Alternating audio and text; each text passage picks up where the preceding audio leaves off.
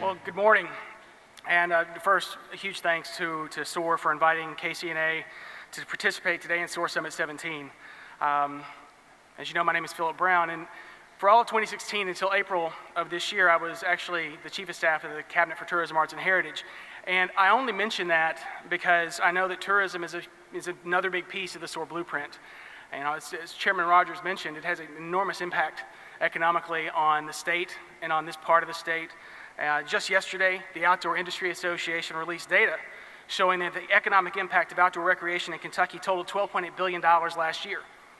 And that's a 50% increase over the last time they collected data, just a few years ago. So tourism is important, and one of the things tourists tell us is that when they come to Kentucky and spend time here and they spend their money here, they also want to be connected. And that makes it relevant to KentuckyWired and the project that we've had running for a couple of years. KCNA is, of course, the public agency that is managing with our private sector partners the KentuckyWired project. And KentuckyWired, it's a statewide, public sector, open access, leading edge communications network that is going to touch all 120 counties in Kentucky.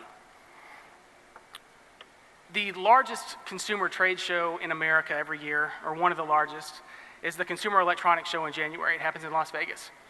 And for the last 2 or 3 years, CES has been about the Internet of Things.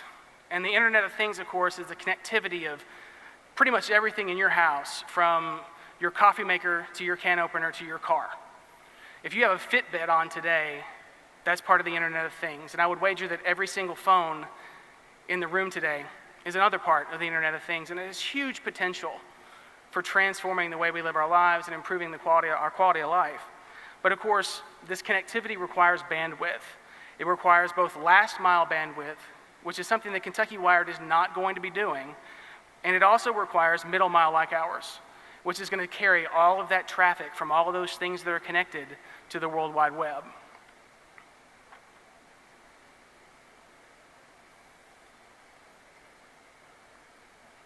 Okay, so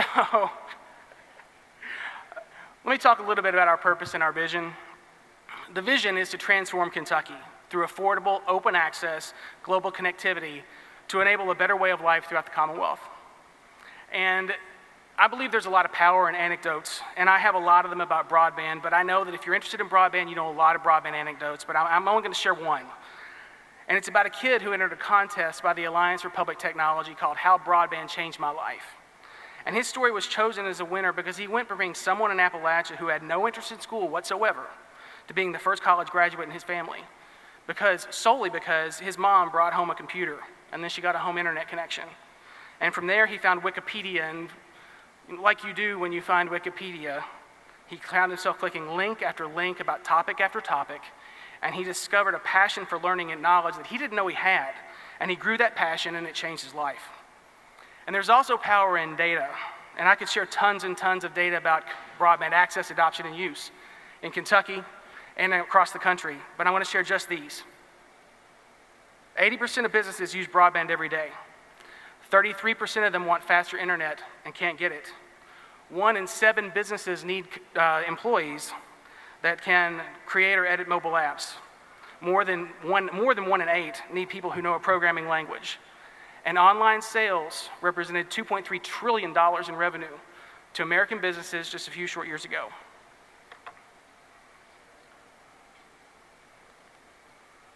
So I don't know who switched that for me, but if you could do it again, that'd be great.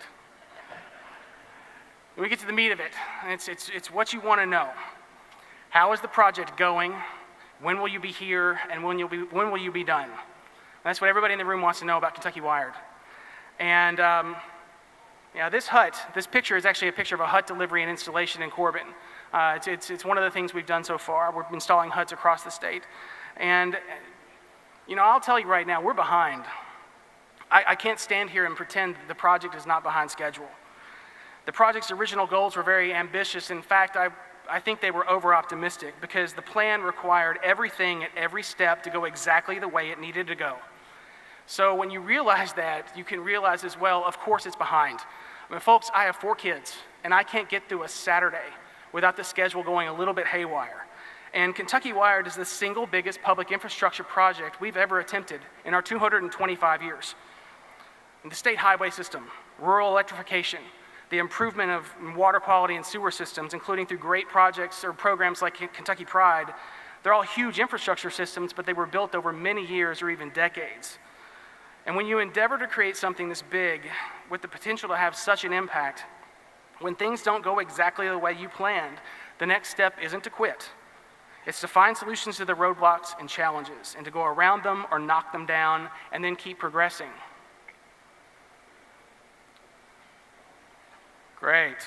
So I want to talk a little bit about the delays and some of the challenges. There are a lot of activities you don't see because they're prep. And the prep on something like this, there's a lot of important work. There's a lot of moving pieces. It's things like ensuring that if we're going to be working on the roads or near the roads, that we have the right permits and the plans in place to ensure public safety. It's things like legal agreements with pole owners, because 85% of the project is an aerial project, so that we're allowed to hang our fiber on their poles. It's getting those poles ready for more stuff. Sometimes it means replacing a pole with a stronger one. And every other line on the pole has to move to make that pole ready for us. And all the prep has got to be done before the trucks can roll. They can hang fiber in 4 to 5 mile lengths. It's called a reel. And it's a lot better if you can do reel after reel after reel on a planned day after day after day schedule. It's really inefficient and expensive to go build a reel here and then wait a few days and go build another reel someplace else. So we also need things like easements, and this is where everybody in the room can help. If the poles we need cross private property, sometimes the pole owner has an easement and they share that with us. But a lot of them don't have easements at all, and when they don't, we need to get that landowner's permission to hang our fiber on those poles that are already there. And that means we need an easement. And that doesn't mean we want to take away land from anybody. We want to hang a fiber sheath like the one in this picture, which is about a ½ inch thick, on poles that are already there, that already have fiber or copper line hanging on them. It's really nothing. But getting those easements is time consuming. It's requiring door-to-door outreach. And sometimes people answer the door and don't think the person who's knocking is legitimate. So you're going to see people in your towns looking for easements. And if you're one of the property owners that has an easement we need, I would humbly ask you to just grant that easement and do so on their first visit. And please tell your family and your friends and the people you know that might be in the same position. It's the single biggest way that the average citizen can help this project get back on track and progress and get completed. And so let's go to the last slide.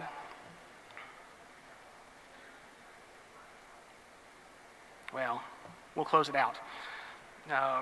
If it pops up, you're going to see a picture of one of our third-party partners, East Kentucky Network, hanging fiber for the project up in Inez. We're really happy to have them as a partner. They've been wonderful to work with.